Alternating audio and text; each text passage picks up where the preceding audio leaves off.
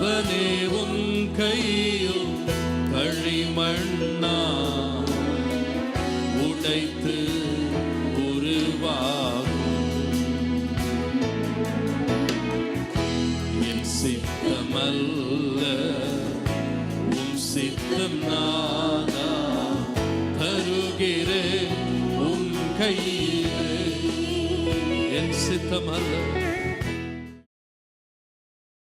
இயேசு கிறிஸ்துவின் நாமத்தினாலே இந்த மதிய வேளையிலே உங்களை அன்போடு கூட வாழ்த்துகிறேன்.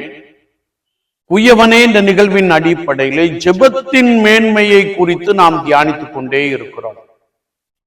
இன்றைக்கும் எசேக்கியேல் தீர்க்கதரிசன புஸ்தகம் 13ஆம் அதிகாரம் 10ஆம் வசனம் முதல் 16 வசனங்களை நாம் வாசிக்கின்ற போது, எசேக்கியேல் தீர்க்கதரிசி கர்த்தருக்கு முன்பதாக காத்திருந்த போது ஆண்டவர் கள்ள தீர்க்கதரிசிகளுடைய செயல்பாடுகளை குறித்து விளக்கி காண்பிக்கிறவராக இருக்கிறார். இங்கே ஒரு மெட்டாபர் மூலமாக கள்ள தீர்க்கதரிசிகள் சமாதானம் இல்லாத இடத்தில் சமாதானம் சமாதானம் என்று சொல்லுகிற வார்த்தைகள் மண் சுவருக்கு ஒப்பாக இருப்பதாக ஆண்டவர் தீர்க்கதரிசியோடு கூட பேசுகின்ற ஒரு வார்த்தையை நாம் வாசிக்க முடியும். இவர்கள் வார்த்தை கவர்ச்சிகரமாகவும் நம்பப்படுகிற வார்த்தைகளாகவும் ஆசீர்வாதங்களை குறித்தவைகளாகவே காணப்படுவதை நாம் நன்றாய் அறிந்து கொள்ள முடியும்.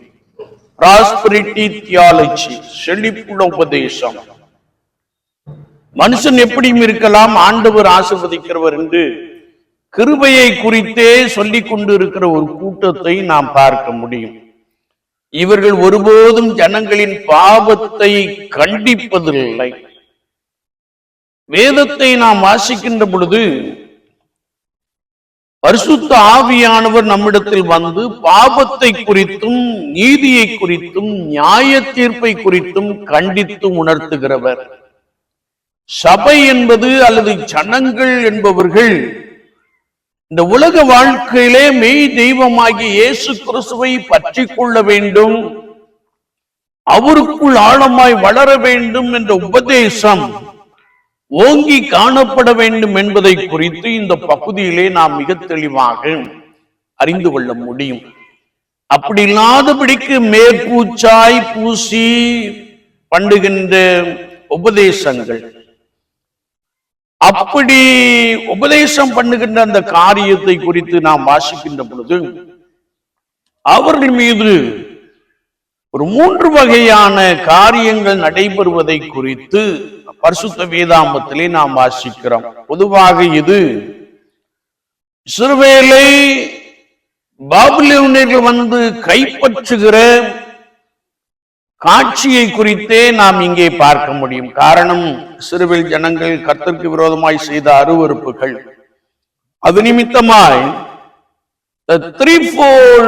storm, 3 வகையான தீங்கை ஆண்டவர் அனுப்புகிறதை நாம் காண முடியும். ஒன்று ஓவர்ஃப்ளோயிங் ஷவர், பெருமழை பெருவெள்ளம்.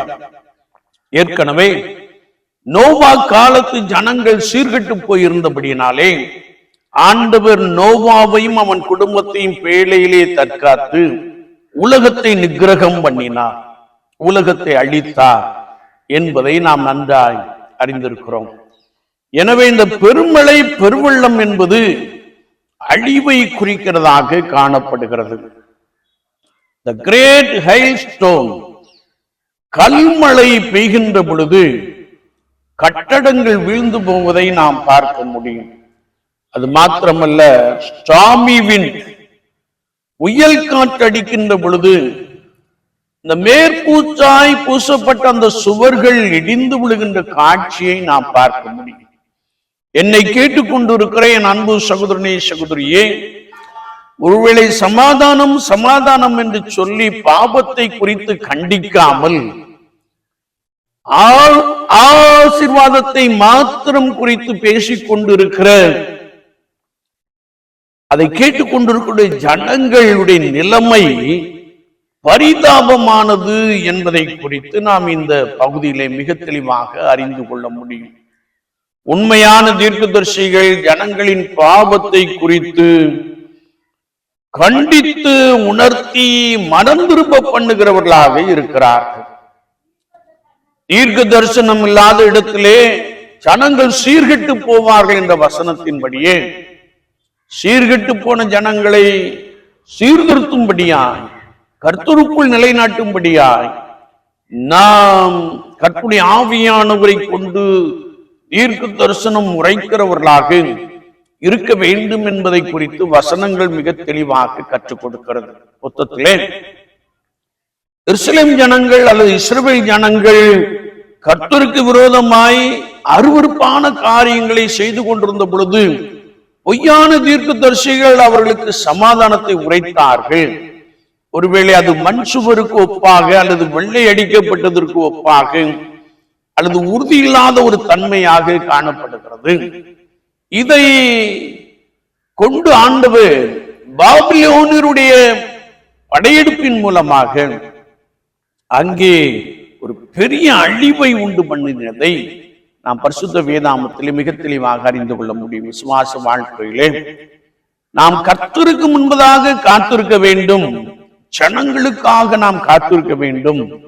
ஆவியானவர் நமக்கு கொடுக்கிற வார்த்தை ஜனங்கள் மத்தியிலே கொண்டு சொல்ல வேண்டும் என்பதை குறித்து வேத வாக்கியம் மிக தெளிவாக கற்றுக் கொடுக்கிறது. ஜனங்கள் தேவனை விட்டு விலகுகின்ற பொழுது கண்டித்து உணர்த்துகின்ற தன்மை வேண்டும் என்பதை குறித்து வசனம் மிக தெளிவாக கற்றுக் கொடுக்கிறது.